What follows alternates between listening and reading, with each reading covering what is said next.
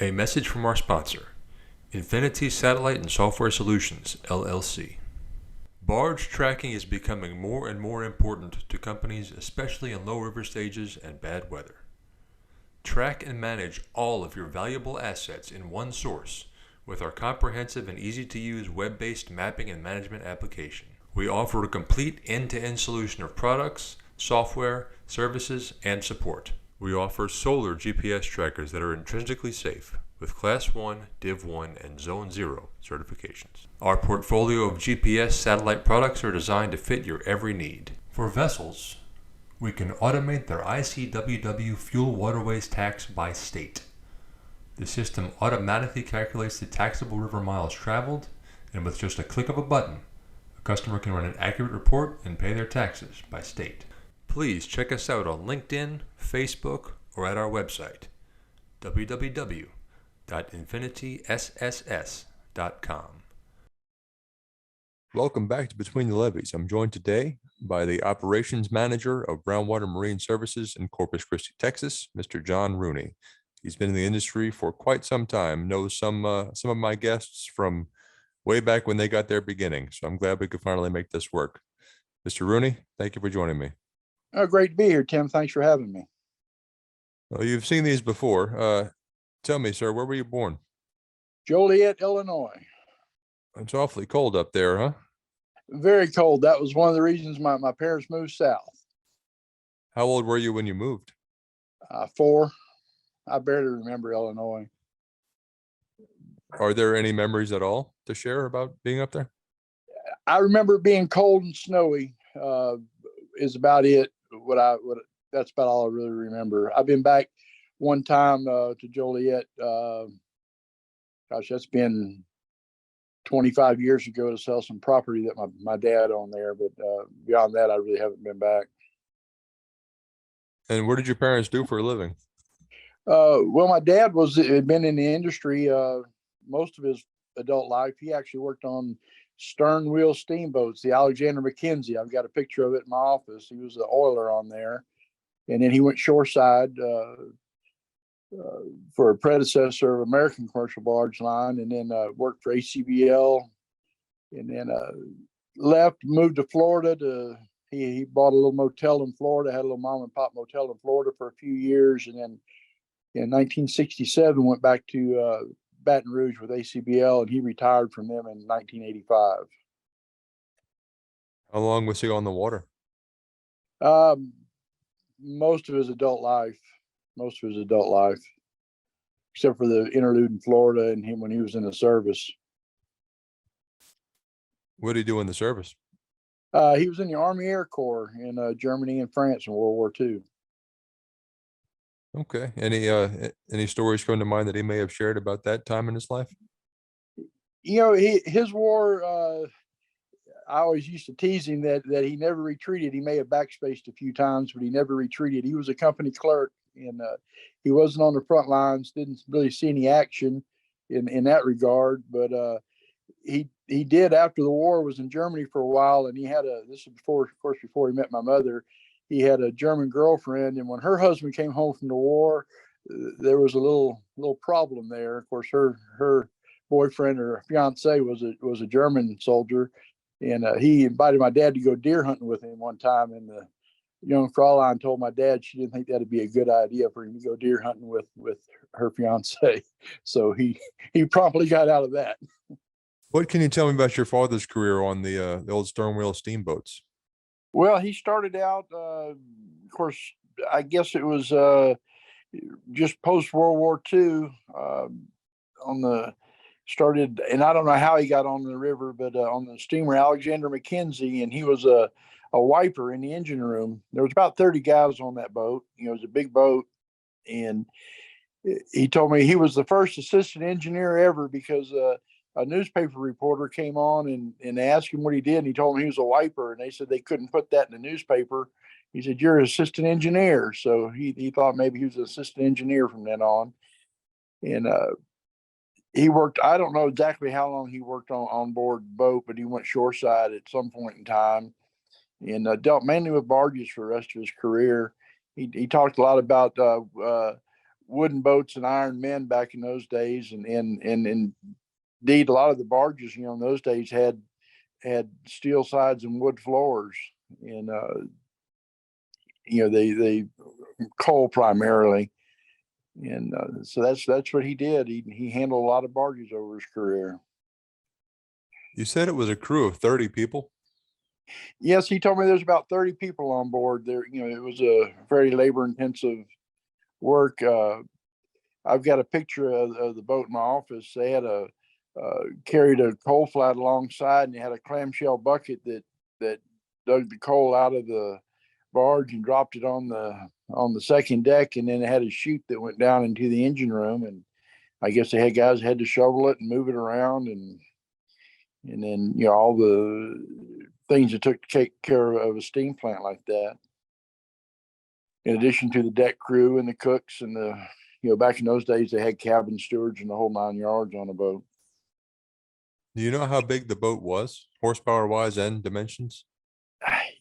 Just looking at that picture, I'd say it was well over 100 foot long and, probably 30 foot wide, 35 foot wide. It was a big boat. I wish I was at my office. I could show you a picture. I could probably take a picture of the picture, but it was a steamer Alexander Mackenzie. And he told me a story one time. And of course, he never said how he wound up in this, but they had stopped in Paducah and had to get some wheel work done. And they were there about 2 weeks. And a couple of weeks after that, about half the crew came down with a social disease, and they got tracking it down and figured out that they all got it at the same place. And so he said those were some pretty wild times back in those days on board boats. Well, so you left Joliet at 4 years old. You moved to Baton Rouge? Well, we moved to Florida. We lived in Central Florida for a few years in a sleepy little town called Kissimmee. And my parents had a little mom and pop motel. And then in the mid 60s, the Disney moved in and everything went kind of crazy down there. And ACBL had been after my dad to come back to work. So he sold out and we moved to Baton Rouge. Well, tell me about life growing up, owning a motel in Florida, and then life in Baton Rouge. Well, what I remember about Florida, of course, I was young. It was a little 12-room hotel. I think, the room was rented for, $5 or $6 a night. It wasn't wasn't a big fancy place by any means. And we got by certainly. And, I never missed a doctor appointment or a meal or anything like that, but it wasn't a real prosperous thing. That's one of the reasons we went back. And we moved to Baton Rouge, and Dad worked for ACBL, and I went with him. I can remember going on Saturdays to a shipyard to check a barge, or in summertime, sometimes he'd take me with him. And even as a kid, I went down in the salt mines, all the way down in the mine shaft itself, down to the bottom, rode that elevator way down and saw the inside of a salt mine when I was probably, 10 or 11 years old. And so I kind of grew up in the business too. And then when I got my driver's license when I was 15, I'd get home from school and my dad would call my mother and have a note for me to go to the bus station and pick up a deckhand and take me to Morgan City, or go to Sears and buy a refrigerator and take it down to Tri-G Marine to deliver to a boat for him, or just whatever. And so I guess probably couldn't do that these days, but back then it wasn't all that unusual. And he paid me something for my time. And so I was chasing these boats and barges since I was 15. And what did your father do for ACBL at the end there? At the end, he ran Darrow Fleet. When they opened up the fleet there in Darrow, he ran that fleet for him down there. Okay. Do you have any interesting memories come to mind from one of those 15-year-old, chasing down boats? just the interesting stories. I was a suburban kid and pick up some guy at a bus stop that I didn't know, and drive for 3 hours down to Morgan City and drop him off at a boat. It just was I said it wasn't something you do today. I certainly wouldn't want any of my boys doing it when they were 15, but times have changed a lot for sure.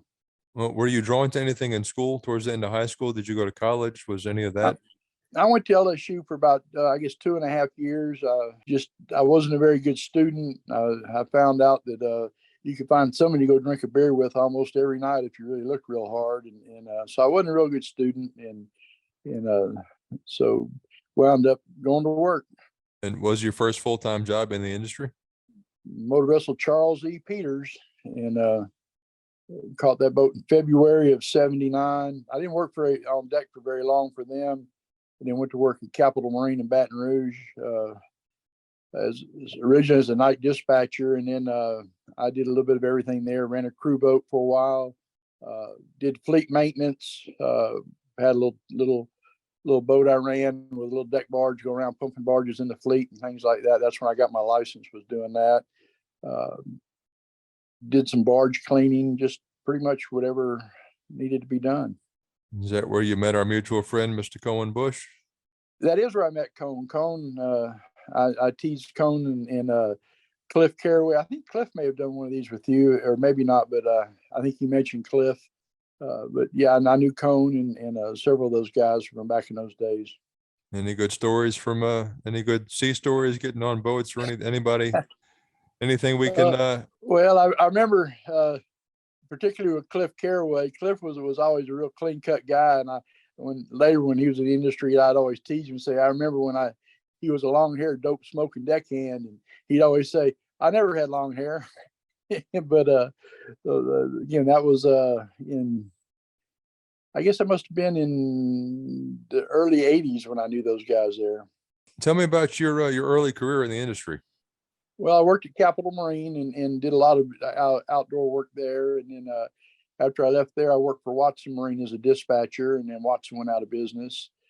I worked for St. Charles Marine as a broker, which was kind of an interesting job. Made a lot of contacts there. And from there, I wound up through kind of a long story at Beans Fleet. I spent about 12 years at Beans Fleet, originally doing some brokering there, and then eventually was operations manager there at Beans Fleet for about 12 years. How many boats were you responsible for there? We usually had 5 up and running there. 5, sometimes 6. We had kind of a day boat we'd use part-time. And then I also continued to broker some stuff while I was there, with outside boats. And that's where I had my first deal with Brownwater. I hired Brownwater boats several different times to do jobs for us there. And then after I left Beans Fleet, I had my own business and a little fleeting business there, and just never could quite turn the corner. And I'd have a few barges in, but I was there, sun up to sundown, and just couldn't never quite turn the corner. And the location was good. It's up on the Nature's River. I think I guess it's Strategic Fleet has it now. It's a good location on an oxbow up there. And then wound up Brownwater Marine was looking somebody, so I came to work down here. Been very happy down here. Very happy. I like living in the area. The Chapman family has been just really good to me. I have a really, really nice situation here. And how long have you been in there with them? 22 years, coming on 23 years. How many boats do y'all operate? Right now we have 7. We have a couple of them that are stacked that we're not using right now. One of them we kind of call our spare boat. Just if we have another boat in the shipyard, we can pull the crew off and put on there to work. We have another boat that we just did all the subchapter M dry dock, and I've got just a deckhand on it now, just getting it all back ship shape, paint and all those things. And if I had the personnel crew wise, I put them on there to run it, but I just don't have the manpower to put on it right now. I've got a couple of young guys coming up that'll have their first license here in another month. And once they're up and licensed, I'll have a little more flexibility crew wise and get the Brownwater 7 kicked back off. Well, what's a day in your life at the job? Typically, I go in the morning, run traffic on all the boats. Of course, everything now is done about 90% by email. They email in their logs and make the reports to the customers, check off crew, getting crew changes out the door that we need to. Then for the rest of the day, find more work for the boats, do the logistics wise on that, do some personnel work. Just kind of whatever comes along. We're kind of a small shop. We don't have a lot of people in the office, so do a little bit of everything. How different were the operations 22 years ago? I think the biggest difference right now is just having the email and communications is so much easier. It used to be you'd have to find a boat, you'd have to call a dock, call a lock, yell the loudest on the sideband sometimes, uh, guess where they were at, that sort of thing. And now, if you need them, or marine operator, even those days were kind of crazy. Although any of the old timers remember talking to Delco Marine, everybody liked the Delco Marine girls. They would always, little Cajun girls down there would flirt with you while they were making your calls for you, and everybody liked those. But primarily the communication, just easy to get a hold of. We were talking about that this morning, that now to run traffic in the morning, I can do it in, an hour, where it used to take most of the morning by the time you got a hold of them and figured out where they're at and what they dropped or what they picked up and faxed off the orders. It's just a lot simpler because of that. Have any message for the industry or any newcomers, maybe even old timers? Our industry is towboats have not changed a whole lot from when they went from paddle wheeler steamboats that my dad worked on to the diesel towboats that we have now. The boats really hadn't changed a lot. The electronics have changed tremendously. I tease especially some of my new guys, that they have this new thing in the wheelhouse now. It's called a big glass window. You can actually look out it. You don't have to rely 100% on Rose Point and AIS and those things. You can still look out the window and see where you're at. But in the working conditions have gotten better. I worked on many a boat, back in the fleet, didn't have anything. You just kind of went out there, mostly on day boats, but there wouldn't be a head or air conditioning or any of those things. You just worked. And a lot of that's changed now, of course. Where along the way did you start doing this cowboy shooting thing? I started cowboy action shooting after my youngest son graduated from high school in 2012. So I've been doing it, I guess, 12 years now this summer. And it's fairly addictive. I go not every weekend, but about 3 weekends a month, I go and shoot somewhere. And I really thoroughly enjoy it. It's a great hobby. What else do you enjoy doing in your spare time? I'm fairly involved with my church, First Baptist Church here in Portland. Church. I have 4 kids and 6 grandkids.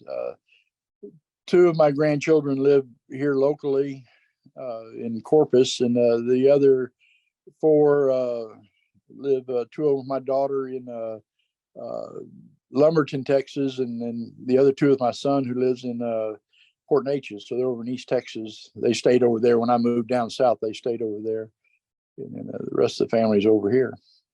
But we get over there, every 6 weeks anyway. Any of your kids follow you into the industry?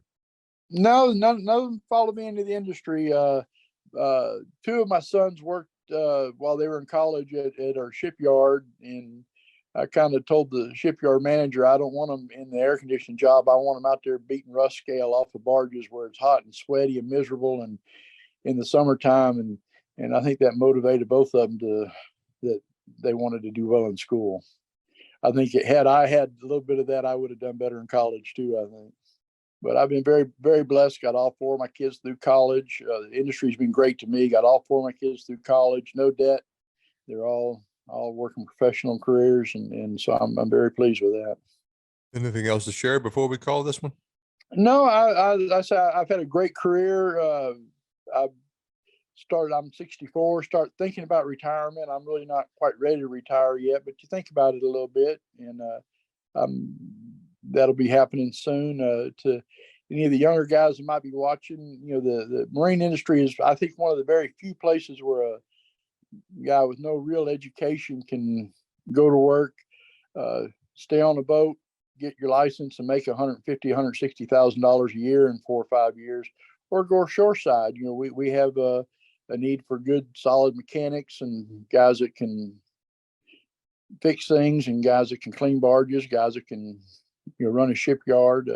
Positions like mine, having the boat experience is a good thing if you're in a management position, for sure. So it's a small, quiet industry, but it's served me very well, raised me and raised my family, and I couldn't ask for anything more. Any good memories, stories to share about the time you did spend working on a boat?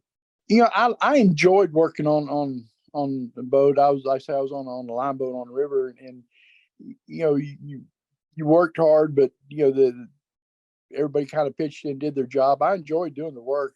I didn't like being gone from home, and I remember coming through Baton Rouge and seeing the lights of Baton Rouge. You kind of make you want to get off the boat, but I never bailed out on them for sure. But thought about it a few times, and but working on the waters is a different way of life, and it I'm pleased when and we've got several guys at Brownwater that we brought up that I hired as deckhands that have been with us for 20 plus years that are captains there now, and one guy, he's been with us probably for, I guess, 7 years now, something like that. He's had his license for a couple of years.